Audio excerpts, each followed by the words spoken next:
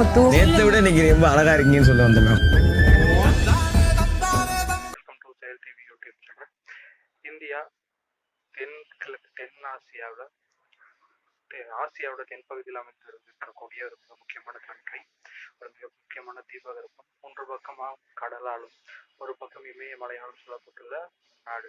இந்தியாவோட அண்டை நாடுகள் அப்படின்னு பார்த்துக்கிட்டோம் அப்படின்னா சீனா, பங்களாதேஷ், மியான்மர், நேபாளம், பூட்டான், பாகிஸ்தான், ஆப்கானிஸ்தான், மாலத்தீவுகள், பூட்டான், திபெத் ஆகியவையெல்லாம் வரும்.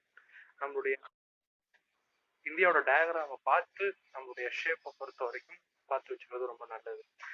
மெக்மேகன் எல்லைக்கோடு, அதாவது line of actual control, China to India பார்டரை குறிக்கும்.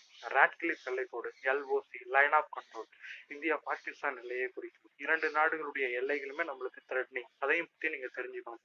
இந்தியா